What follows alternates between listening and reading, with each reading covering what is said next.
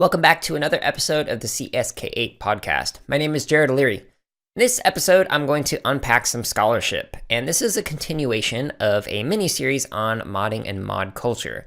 So 2 weeks ago, I introduced a study that found some positive results for modding video games in terms of it was highly motivating or interesting for the students who had participated, and it allowed students to engage in a variety of practices and concepts from not only computer science, but other subject areas as well. So this week I want to talk more about what are game mods, who are modders, what is modding, and what is the overall mod scene. And again, chapter 2 in my dissertation, which is linked in the show notes, has some more studies that are useful if you're interested in learning more about the mod scene, and it provides kind of a general summary or overview of this culture. And again, those show notes can be found at jaredoleary.com, where there's nothing for sale, or you can find it in the link inside the podcast app. Hopefully it should be at the bottom underneath the short description. So today's publication is titled Computer Game Mods, Modders, Modding, and the Mod Scene, and is by Walt Scacchi. And apologies, Walt, if I mispronounce your last name. I'm very bad at pronouncing names, as I'm sure most of you have gathered by now. One of the nice things about this particular study is you can find it for free online. So in the show notes, when you click on the title for this study, under the citation, you will actually be able to read the entire thing. It is available. So thankfully, this publication avoids the paywall that often separates research from practitioners. Here is the abstract for this particular paper. Quote, "Computer games have increasingly been the focus of user-led innovations in the form of game mods. This paper examines how different kinds of socio-technical affordances serve to organize the actions of the people who develop and share their game mods. The affordances examined include customization and tailoring mechanisms, software and content copyright licenses, game software infrastructure and development tools, career contingencies and organizational practices of mod teams, and social worlds intersecting the mod scene. Numerous examples will be used to ground this review and highlight how such affordances can organize, facilitate, or constrain what can be done. Overall, this study helps to provide a deeper understanding of how a web of associated affordances collectively serve to govern what mods get made, how modding practices emerge and flourish, and how modders in the game industry serve each other's interests, though not always in equivocal terms." End quote. If I were to summarize this particular study into one sentence, it would be that this study examines modding practices within the mod scene and discusses the social and corporate pressures that influence this particular culture. So the article begins by kind of unpacking what the author means by affordances. So this is in the introduction, quote, "Affordances refer to situated interactional properties between objects, tangible or symbolic, and actors that facilitate certain kinds of social interactions within a complex environment. The concept of affordances seeks to characterize aspects of complex work settings that facilitate how people interact through social technical systems like computer games." End quote. Later in this introduction, the author describes affordances as enablers of collaboration and governance. So in this introduction, what the author is basically discussing is how different objects and actors kind of interact with each other and influence each other through social pressures and kind of govern what can and cannot be done or is viewed as acceptable within a particular culture. And what is considered to be socially acceptable is not only historically situated in terms of prior practices that came before it, but also the current social norms that are going on within a culture. Now, the reason why this is important is because in this particular paper, the author describes how the mod scene is kind of working in reaction to both leisure interests in terms of like modding for fun, as well as corporate interests in terms of modding either for corporate gain or for gain of an individual who eventually will get hired by a video game developer. So following this introduction, the author kind of unpacks very briefly what each of the terms are. So a mod is basically a modification of existing software, typically a video game within mod culture. However, you can modify other things like a productivity tool or something. That is also modding software. Now, modders are the people who do the modding, and modding is the actual practice of modifying a video game or software. And the mod scene is the broader social world that encompasses all of these practices and people who engage in such practices. So under the customizing, tailoring, and remixing game embodiments heading, there's the following quote. "At least 5 types of game mods can be observed: user interface customization, game conversions, machinima and art mods, game computer customization, and game console hacking, end quote. So under the user interface mods, those could be something like adjusting the in-game identity of a player, customizing the color palette of a game design, or modifying in-game information management. An example of a game conversion mod is you could add or modify the appearance or capabilities of the game itself, the objects like the levels or some of the rules or even mechanics of the game. And then if you modify it completely, it's what's usually called a total conversion mod, where everything is modified and it's sometimes done in parity. So for example, there's a game called Chex Quest, which was basically a non-violent total conversion of a game called Doom. So Doom was a first-person shooter, a very violent-looking game, and then the game was modded into a serial type of game that was non-violent. So it was very different from the original. And that's considered to be like a total conversion mod, where it looks completely different and behaves differently. Okay, so here's a quote on what machinima is. So machinima is a form of modding the experience of playing a specific game through a recording of its visual play session history, so as to achieve some other ends beyond the enjoyment or frustration of gameplay, end quote. So in other words, an example of a machinima is people might record their gameplay session from different angles and turn it into a story. So a very famous example of this is the red versus blue machinima stuff, where they were playing the game Halo, and they basically created like characters and a full story, often comical, where it was like different perspectives of the characters in the game that often were set in the game world, but didn't really have anything to do with the gameplay itself. So it's basically taking a video game and using it as your own environment for creating movies. And the author says that art mods, quote, modify the gameplay experience through manipulation, intervention, appropriation, or other creative transformation of a game's original visual content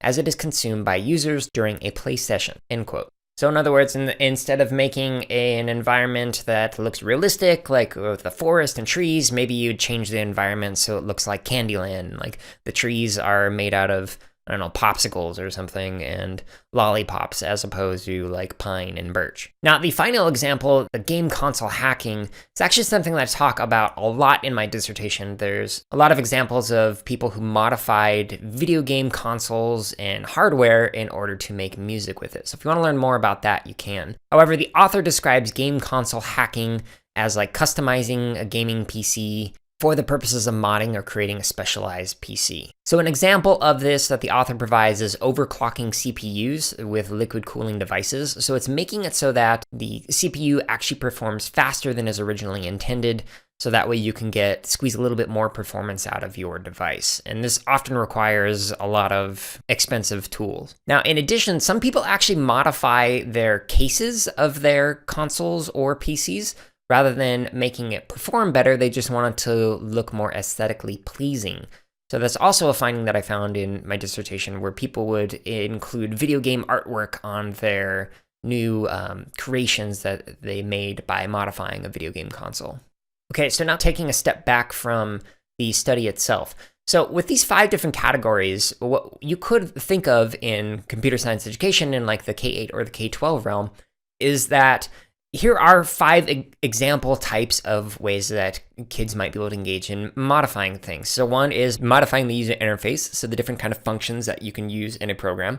Another is actually converting a game in some way, whether it's partial conversion or a total conversion, for instance, the Chex Quest example, or the examples that were discussed in the episode 2 weeks ago. Another is machinima and art mods. So this is more of modifying the way that the game looks or the way that you actually use the game to make a movie with it. And then there's also the game computer customizations and the game console hacking, which is actually modifying the hardware itself.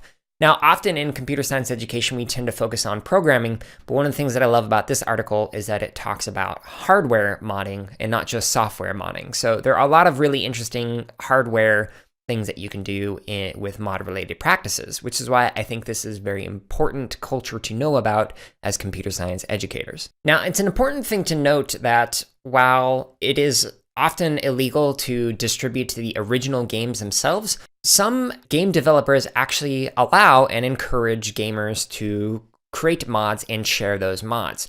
Now, there have been some people in other articles who have kind of talked about how this is a way for a game to extend its life. So for instance, the game Skyrim, when it came out, it was a very popular game, but after about a year or so, it wasn't as interesting because people had already played through it. However, people continued to develop customized versions of the game that added new quests and new ways of engaging with it, often in very comical ways, like replacing a flying dragon with Thomas the Tank Engine. There's actually a pretty hilarious video demonstration that I'll include in the show notes if you're interested in that. This made it so that people were continuing to engage with this game and continuing to talk about it, which from a gamer perspective, it makes it so that you get more value out of the game because you're able to enjoy it in different ways for longer periods of time. But from a developer standpoint, you also don't have to release content continuously because people are doing it for you. So as a critique of this, some people have actually called this as a form of playbur or play-based labor, where game companies are actually making money off of the gamers who are engaging in modding practices. Now, because this is a way that companies can increase engagement with their products that they create, often a lot of developers are including in tools for easily creating and sharing mods with their games. So if you are interested in engaging in some mod practices with the kids that you work with, and you want to do it in an actual game that has been released and is obviously appropriate for the age range that you're working with, you want to try and find one that has tools already developed inside of the game itself or as an extension of the game. It will just make your life a whole lot easier when doing so. Otherwise, you'll want to find a platform like Scratch, which just has the ability to remix or mod another person's program very easily. Now, under the header that is called Career Contingencies and Organizational Practices of Modders Alone and Together, end quote, kind of a mouthful. Now, the author poses the question at the very beginning, who gets paid to make games when comparing developers versus modders?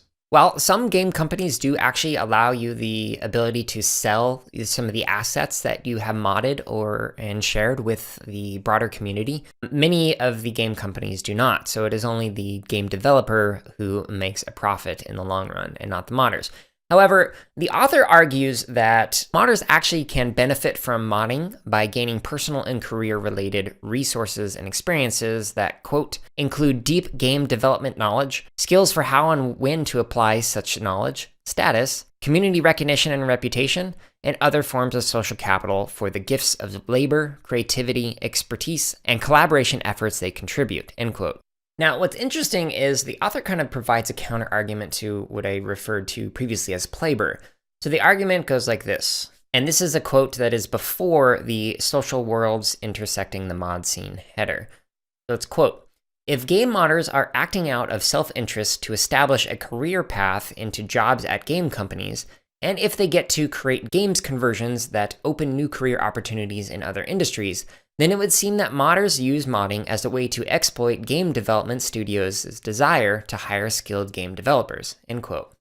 So in other words, the author is actually flipping the notion of playbur on its head and saying, well, actually, modders might be gaming the system and making money off of the game companies because they're demonstrating through a portfolio of mods that they've created what they can actually do and gain valuable experience in the process. So as an example, there are many people who have actually submitted game mods to companies to show what they can do. So it's like, hey, you've created this game. However, look what I did all on my own by modifying the game that you created. Here are some of the things that I can contribute to your organization. As an example of this that's found in the footnotes under number 33, the author mentions that John Schaefer started his career as a modder for the Civilization game series and actually ended up becoming the lead designer for that game series. So as much as I love advocating for leisure experiences in computer science and programming, I do acknowledge that there are a lot of people who are interested in the more corporate routes. So if you're interested in game modding, yes, you could certainly do it for leisure, as I have done,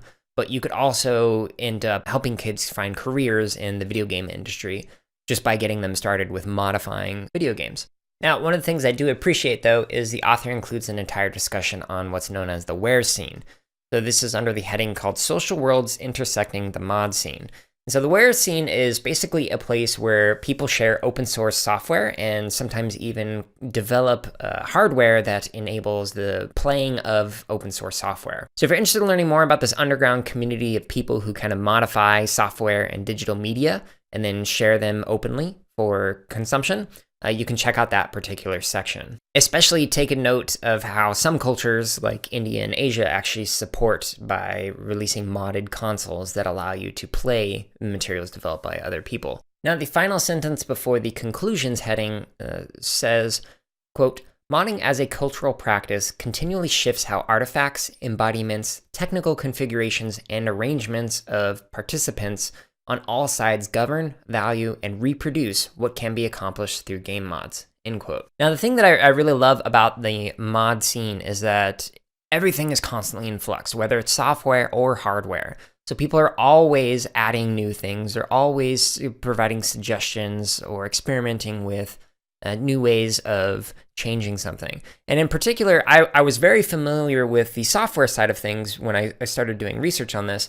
But when I did my dissertation in particular, the participants in the discussion forum that I looked at, there were so many ways that the people were modifying hardware that I was just constantly just dumbfounded with all these unique and interesting ways that people were creating musical instruments or devices for music making. So if you're interested in learning more about this article in particular has a lot of great resources to point to in terms of citations, but you could also take a look at in the show notes, my dissertation, chapters 4 kind of lays out all the different ways that people are engaging with stuff. So I'd probably start there. And then chapters 5 and 6 kind of unpacks, well, how does this work in a school setting? And in what ways is this like multidisciplinary or transdisciplinary? And finally, in the conclusions section of this paper says, quote, "Game modders are sometimes viewed as leisure laborers whose playful modding actions primarily contribute to the growth of economic rents collected by game studios. However, modders can also be viewed as independent and self-organizing actors who are acquiring the means for producing their own games or game conversions through self-serving investment in skill and knowledge acquisition, time, effort, and socialization with others like-minded." End quote. So a lingering question that I have when going through this article is how and when might CS educators encourage not only engagement with software and hardware modding practices, but the mod scene outside of a school itself? So the reason why I ask this is because it's nice that we might be able to provide the opportunities to modify games, to learn how to program and engage in other discipline areas. However, many of the people who engaged in the discussion forum that I looked at for my dissertation mentioned a strong sense of community. In fact, community practices was one of the larger themes that kind of was evident across all of the other practices. So how can we not only foster a sense of community similar to the mod scene within a formalized educational context, but how can we encourage kids to engage in it outside of schools in a safe and respectful way? And taking into account the fact that the mod scene is not just made of people who are going to be at the ages of the kids that you're working with, but might be significantly older or even younger. So how can we encourage kids to engage in such environments with diverse ages, expertise, experiences, and different cultural values and norms and whatnot, which may or may not be considered school appropriate? So I hope this quick summary of this article kind of points you towards some different directions that you might consider going into for engaging in modding practices and hopefully in the larger modding culture within the classes that you work with. However, again, this article itself is linked to in the show notes, and the article is available for free, at least at the time of this recording. And my dissertation in chapter 4 kind of unpacks more examples of not only software modification, but hardware modification practices.